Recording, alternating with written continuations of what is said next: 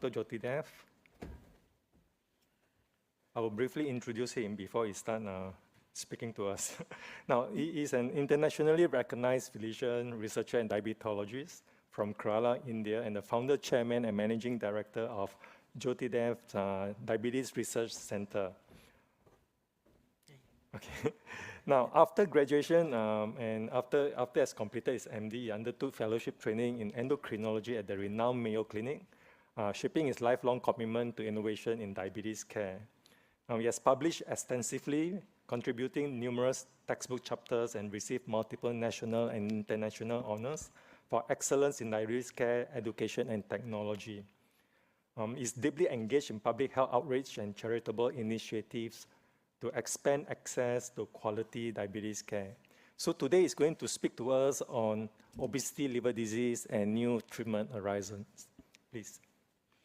Thank you. Thank you, dear friend Ching Meng from National University Hospital, Singapore. He's my co-chair. And thanks for those nice words of introduction. And congratulations to Dr. Moshe and Tade for a very, very successful ATTD Asia. My friends are also here. And this time he has given me a different topic. And of course, I am not an expert in this area, but I am going to share what I am practicing in our hospitals. And this is about the link between obesity and liver disease and the possible new treatment horizons. So I don't have anything to disclose related to this lecture. I believe that most of us in the audience, we are all practitioners of medicine, and day to day we meet our patients, we interact with them. And this interaction is a learning experience. So every day we learn something new from our patients. And that is more and beyond what we have learned from the medical school. And let me start with one of my patients, and he is Johnson, whom I met a year ago. A 65-year-old male with diabetes of 18 years duration, and his BMI is 27.5, obesity as per the Asian guidelines, and on insulin. And these are some of the routine investigations that we perform in our hospitals, and we found that the hepatic enzymes are consistently elevated. This is the snapshot from our electronic medical records, and this is from our lab, and this is the in-body analysis. There is excess of fat. It's almost 14.4 kilogram excess weight, and this is exclusively contributed by the excess fat. And the FIB-4 score is 1.8, and that indicates intermediate risk. So we thought of going ahead with the liver stiffness measurement since he is meeting the diagnostic criteria. And the result has come out as 11 kilopascal for the liver stiffness measurement. And that is diagnostic of stage 3 of fibrosis. So these are probably routine investigations that we perform in our hospitals. And it is our responsibility now as physicians to discuss about obesity, the need of treatment for obesity, and to consider obesity as a disease as described by all the scientific organizations, and this is ACE, defining it as adiposity-based chronic disease, or ABCD. And Obesity Medicine Association, and they are describing obesity as a chronic disease, as a relapsing disease with multifactorial origin. But the good news now is it has become a treatable disorder. And with the same patient, I discussed about how obesity is related to many, many illnesses, including some of these malignancies. And then I highlighted his MAFLD. So he is diagnosed of MAFLD, that is metabolic dysfunction associated steatoid liver disease. And if you look at this purple circle over here, it has got a very, very strong association with obesity. And there are other illnesses which are having a strong, moderate, and a weak association, but MAFLD is having a very strong association. And then we discussed about the prevalence of obesity in the Southeast Asia. In this region, it is close to 33%. Globally, it is around 30%. And look at the exponential increase, 24.3% increase since 1990. So it is fast increasing. And this is the systemic inflammation from diet-induced increase in obesity, adiposity contributing to the development of systemic inflammation, systemic fibrosis, driving multiple reasons for mortality. So what is the pathophysiology? What is the pathology of obesity? So when there is excess intake of calories, energy-dense food, there is more of free fatty acids, there is de novo synthesis in the liver of fat, there is lipogenesis, and this results in steatosis. In parallel, there is conversion of dietary fat, dietary sugars to fat, there is increase in insulin resistance, there is hyperinsulinemia, there is reduced clearance of insulin, and increase in the insulin concentration and insulin resistance also contributes to lipogenesis. So this becomes a vicious circle.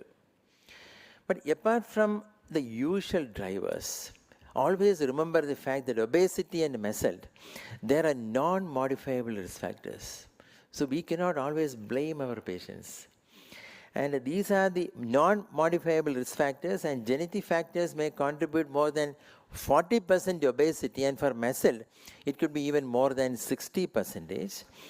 And these are some of the genetic factors which are being associated, the strongest being PNPLA3, which not only contributes to MAFLD or MASH, but also to fibrosis and hepatocellular carcinoma. So, but in routine practice, except in research, this is not advised. So when you look at the spectrum, so this is the traditional definition, the old definition of fatty liver, MAFLD, and NASH. This is a progressive disease. And this is a continuum.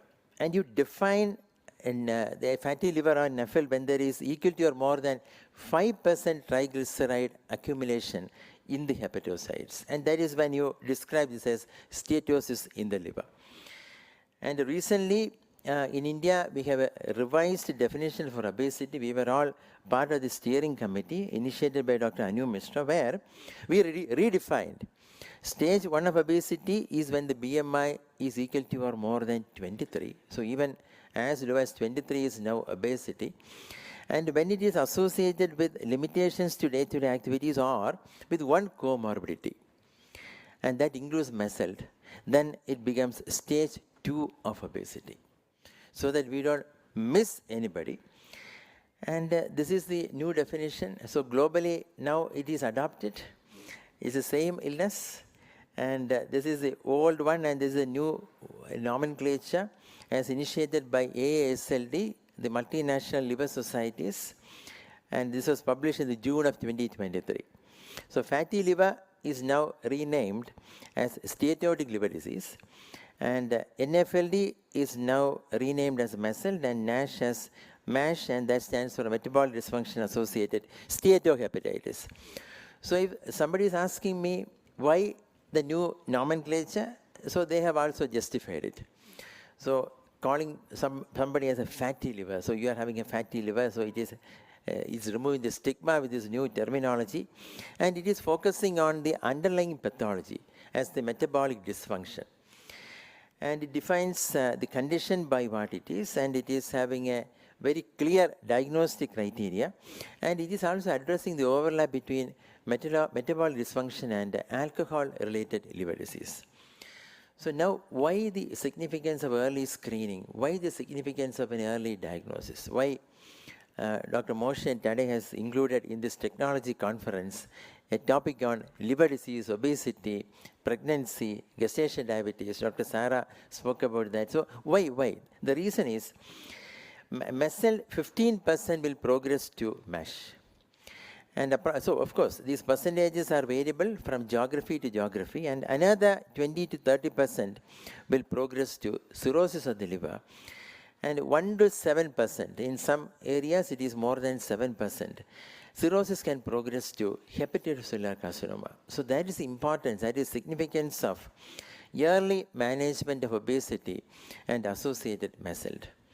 So how do you diagnose? So the new classification, they have a clear diagnostic criteria. Once you make a diagnosis of a steatotic liver disease, either by imaging or by biopsy, of course biopsy is not routinely done, then you have to go by cardiometabolic criteria. So they have listed 5 cardiometabolic criteria, of which one is sufficient. So you need only one to make a diagnosis. So you have BMI, waist circumference, pre-diabetes, diabetes, getting treated for hypertension, getting treated for a dyslipidemia, low SDL, and so on. And if you have one cardiometabolic criteria along with steatosis, you make a diagnosis of MAFLD. But this is the subclassification, and this depicts the schema for steatotic liver disease and the subcategories diagnosed histologically or by imaging. And you can see there are multiple potential etiologies. And here you have the MET-ALD, again included in the new classification, depending upon the quantity of alcohol intake per day or per week. So this is average daily alcohol intake, which again differs between men and women. And this is 140 and 210. So at one end, on the left side, it is MAFLD predominant, and on the other extreme, it is ALD predominant. And this is alcohol-ALD liver disease exclusively. And that is another category for steatotic liver disease. And patients who are undergoing chemotherapy on steroids, they can have drug-induced steatotic liver disease. And when no particular reason can be identified, it can even be cryptogenic steatotic liver disease. So now the question is, what is the commonest cause of death in chronic liver disease or in MAFLD? In MAFLD, the commonest cause of death is not due to liver failure. The commonest cause of death is due to cardiovascular disease. NAFLD or MAFLD is an independent risk for cardiovascular mortality. Let me now discuss a very, very basic topic. So probably we could have dealt with in the medical school, and this is with body composition. So you have in the bottom non-essential fat and essential fat, which contributes to the fat mass. And then you have the lean mass, and that is skeletal muscle along with organs and water. And the fat-free mass includes everything. That is fat-free mass. It includes everything in the body, excluding fat, and that is bone, the organs, muscles, and other tissues. And skeletal muscle mass, it is exclusively contributing to SMM, that is skeletal muscle mass as measured by any of these following parameters. And the most commonly used method, or I would say the technology, is bioelectrical impedance analysis. And most of us use this in our hospitals since it is easy and it is portable and relatively accurate as well. So when you compare this with the low-end machines with the high-end machines, so there are low-end machines which are used in some hotels, in gym. The high-end machines can be used in the hospitals, relatively expensive. And the accuracy, the agreement is 98.7% with the gold standard, and that is dual energy X-ray absorptiometry.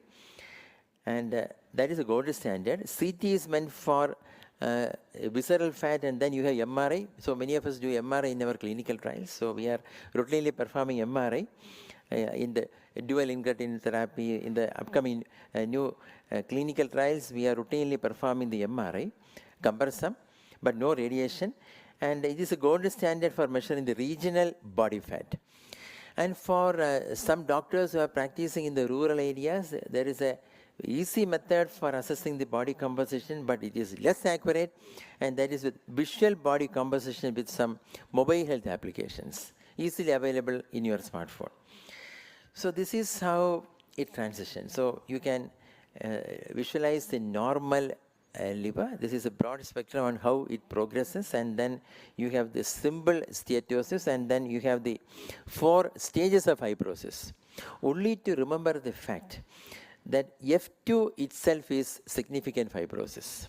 So the second stage of fibrosis is significant, and F3 is advanced fibrosis, and F4 is cirrhosis of the liver. And this can be easily staged with the help of some of these investigating tools.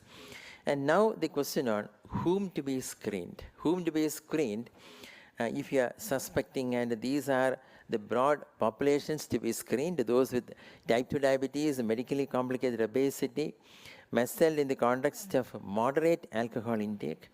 And this is also described in all the guidelines.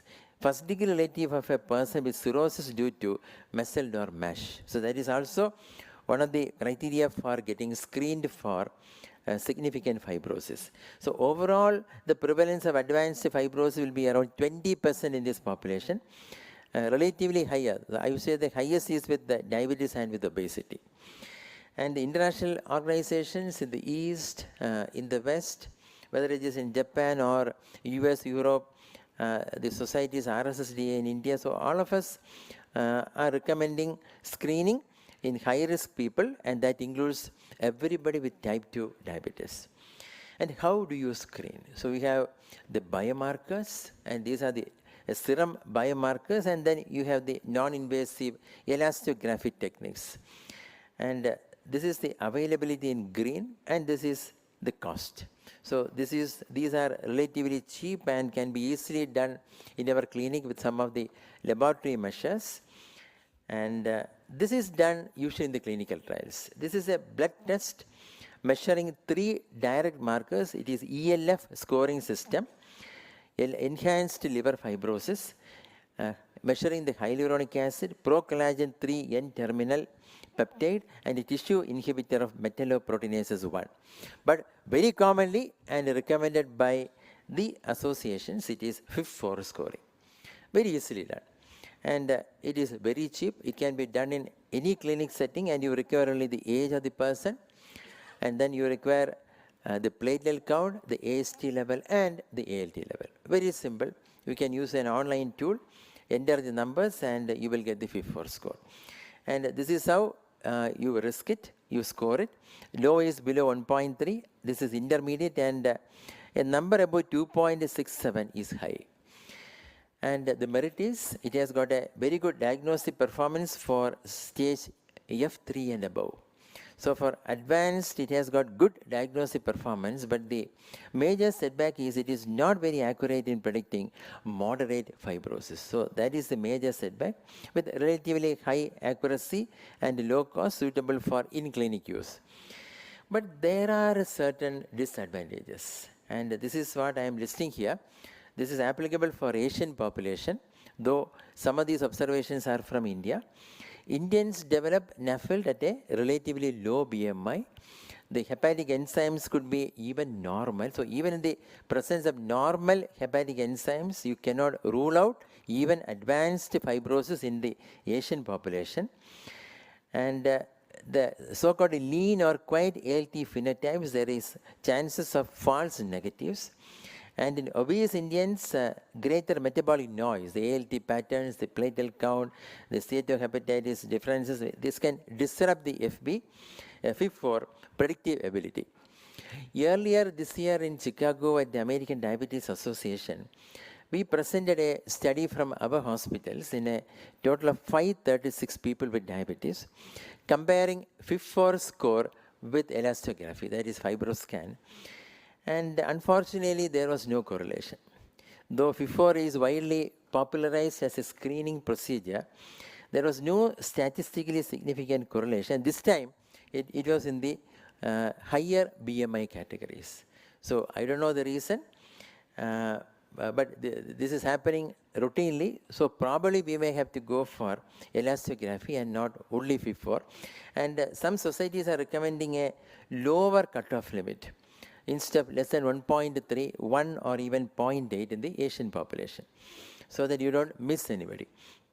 And this is vibration-controlled transient elastography, the 4 stages of fibrosis as measured in a FibroScan. And this is a liver stiffness measurement.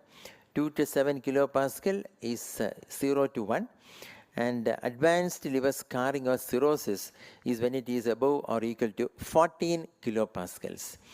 And this can be easily done, and most of us, we have the FibroScan elastography in our hospitals as well, and we do it only in suspected cases to confirm the diagnosis. And whatever liver biopsy, it is seldom done, not usually required, except when you have a difficulty in making a precise diagnosis or to have a NAFLD activity score such as NAS. And this is when you can directly visualize. You can directly visualize the stage of fibrosis, ballooning or inflammation or bridging. But let me now move on to the management. So you may be wondering why the discussion on MASLD in our conference. It is said that this is no longer a specialty to be dealt with. Earlier it used to be only with the gastroenterologist and the hepatologist, but now it is recommended that the basic physician or the primary care physician should be able to screen and then refer.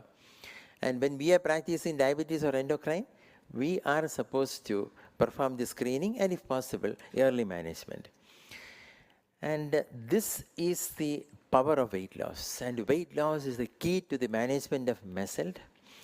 And with more than 10 or 15% of weight loss, there could be 100% steatosis improvement. On an average, 5 to 7% weight loss is the one which is recommended, which is realistic, which is probably practically possible as well. And this is a very old paper from us in 2012, when we published data in around 125 patients on liraglutide with a significant weight loss of more than 8 kilograms and with more than 80% improvement in the hepatic enzymes. And we also did ultrasound scan. Fibroscan was not popular at those times. And this is the weight management guideline for the 3 categories based on fibrosis: low risk, intermediate risk, and high risk. So you have ELF and liver stiffness measurement over here. FIFO is also for the risk satisfaction, and GLP-1 based therapies are now strongly recommended. In a primary care setting or in our hospitals, still FIFO is being recommended by the national societies. Even the society in India also recommend FIFO. When it is equal to or more than 1.3, there is a suspicion. Above 2.67 could be advanced fibrosis. And in this case, you have to definitely refer the patient to a hepatologist when it is more than 2.67. And this is a recent consensus guideline on MAFLD in the Asian Indian population, where we have made recommendations in the diet, in the exercise, 5 to 10% weight loss, to reduce white rice, refined flour and sweets, increase the amount of high quality protein in the diet, avoid sugar sweetened beverages, and also recommendations on the following therapies.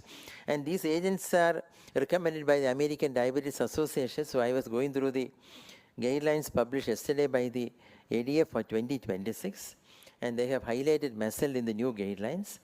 Let me go back to our patient who is waiting there. So Johnson is waiting there, and this is his FIB score, and the fibroscan score is 11 kilopascal, F3 fibrosis, and he has grade 2 fatty liver in the ultrasound scan. Fortunately or unfortunately, he is fulfilling all the 5 criteria. We need only one cardiometabolic criteria to make a diagnosis, but he has got a higher BMI, he has got diabetes, he is getting treated for blood pressure, he has got a plasma triglyceride more than 150, and the STL is also less than 40. So he is fulfilling all the criteria. And assuming that I am going to start semaglutide for him, so that is the easily available medication for us, semaglutide. Semaglutide has been studied in multiple clinical trials with benefits in comorbidities which are directly associated with MASH. So we spoke about obesity, type 2 diabetes, and even inflammatory markers such as CRP. More than 53% reduction has been observed in the clinical trials with the injectable 2.4 milligrams of weekly semaglutide. Improvement in the lipid parameters as well. So this is the ESSENCE clinical trial. In the ESSENCE, 2.4 milligrams of semaglutide has been tested against placebo in patients with MASH and F2 and F3 fibrosis. And these were the broad results of ESSENCE clinical trial.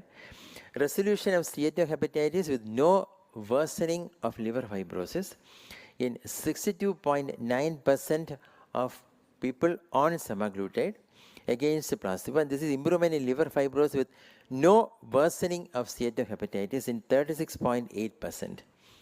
And it was this clinical trial, and this data has resulted in the US FDA approval for semaglutide to be used in the treatment of MASH.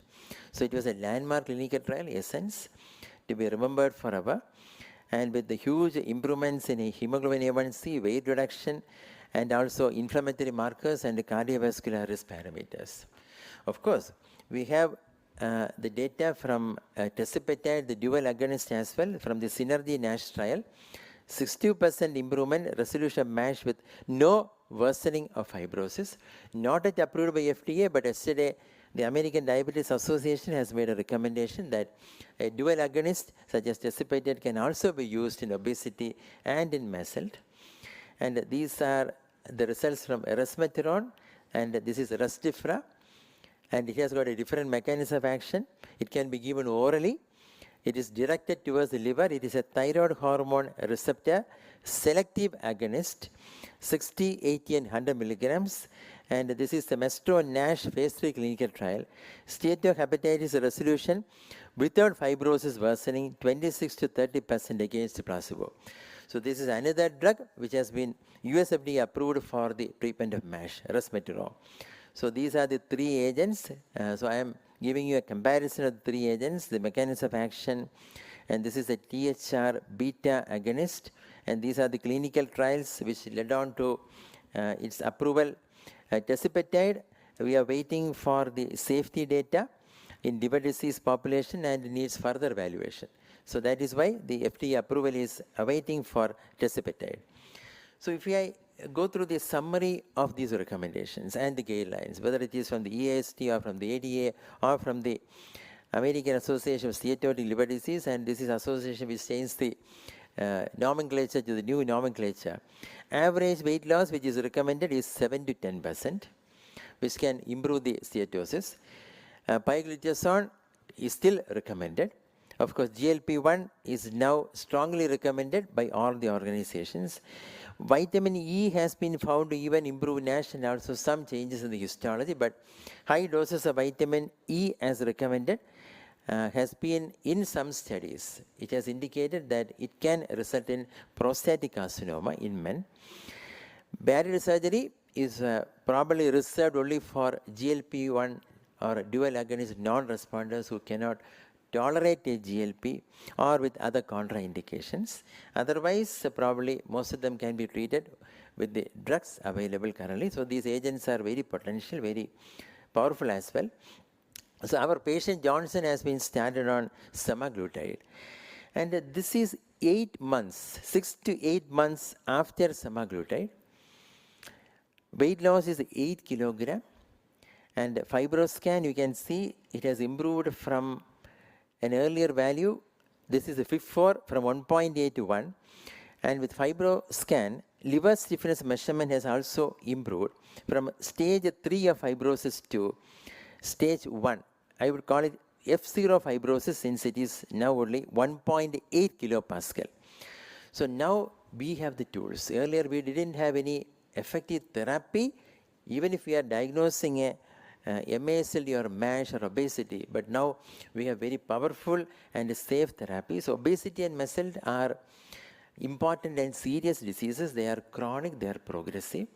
And as a responsible modern medicine doctors, I believe that we should initiate early conversations, and if required, along with the lifestyle, exercise and diet, we have to have medications for the early treatment of obesity and MAFLD. So here I stop. Thank you very much for your patient hearing. Thank you, Dr. Jyoti. Please stay there. Any burning questions from the audience? Yes, please. I'm Dr. Shaheen from Bangladesh. I'm a professor of medicine. My question is, what is the dose you used in your patients? 2.4, the semaglutide dose you have used? Yeah. So semaglutide we have started at the usual dose of 0.25, and after a month, 0.5, then 1. And this guy was on only 1 milligram, not 2.4. So with even 1 milligram, he could lose 8 kilograms body weight. And when you are using the recommended dose of 2.4, that has been studied in the clinical trials, but sufficient weight reduction was possible with just 1 milligram. So 2.4 is not the ideal. I mean, you should use 2.4. It is not. No. It's not a rule that you should be using only 2.4, because here all the regression has happened, and 8 kilogram weight loss has already happened in 6 months, and he may continue to lose weight. So if I can have the same goal to be achieved with 2 milligrams of semaglutide or with 5 milligrams of tirzepatide, that is fine, because we have seen Because there are, in real life scenario, we also have the, what you were saying. yeah. In real life scenario, there is also weight loss, not only just 2.4. It's also in lesser doses as you have Yeah, experienced. even lesser, because with the GLP-1, what we have seen is, and what we just documented is, there are GLP-1 super responders, there are responders, there are non-responders. Yeah. So It varies patient to yeah, patient. and even with oral Rybelsus, oral semaglutide, there are people who have lost more than 15% body weight. So, of course, semaglutide, there is a response which is related to weight loss. In MESL, it is mostly related to weight loss, but many other factors which are studied. In a mediation analysis in the clinical trials, we have seen that it is a direct effect of semaglutide. And that happens even in the absence of significant weight loss. Even when there is no, because you say All the the minimum, metabolic parameters improve if it is weight loss or not in semaglutide. absolutely, So yeah. Studies. Even if there is less than 5% weight loss, in the mediation analysis we have found with semaglutide, even the inflammatory markers are improving. So even if there is a non-responder for weight loss, there is a direct action for this Metabolic drug. improvement. Yeah. I have a tricky question now. Yeah. You said that if it is a F3 stage, then you have to, they refer this patient to hepatologist or GSPDs. But you have treated this patient. Say it again, sir. So you said that if it is a stage 3 MAFLD, then you have to refer this patient to hepatologist or gastroenterologist. No. I said that is a recommendation. If the, I mean, my if the question is that FIFO score, anybody can treat this kind of patients if it's a medical specialist, as you have treated this patient. Yeah, I have treated this patient because I actually made this recommendation based on FIFO score, not the FibroScan score. Okay. So the FIFO score for this patient was intermediate. It was not more than 2.67, and his hepatic enzymes were around 90-100, and he had obesity according to the Indian standards. And to precisely answer to your question, if we are in doubt, many times we will refer to a hepatologist and they will do all the markers, hepatitis C, B, and will do some other investigations, and they will refer back to those patients to us for the management of diabetes and obesity. But before you started treatment, you also excluded the presence of, the viral hepatitis or not. You have also excluded, before treating this patient, that all the viral hepatitis markers are negative. Then you have started treating these patients, isn't it? Yeah, so the question is, even if you have done the markers for other infections, viral infections, if you are in doubt, if it is MAFLD, you can of course treat, but if it is stage 4 fibrosis, and if there is cirrhosis, you have to do the endoscopy, you have to rule out the varices, so that we cannot perform in our hospital. So if you are suspecting advanced stage or significant fibrosis, which cannot be managed with only drug, then it is good to, because chronic liver disease, if there is a hematemesis also, so that's the reason. Yeah. Okay. But this last can be given in even. We have to conclude the session. Okay, sorry. thank you. Yeah. Thank you. Thanks for the questions. Yeah. Thanks, Dr. Jyoti. Thank you. I would like to actually thank both speakers for the excellent lectures. We have to conclude the session. Thank you very much.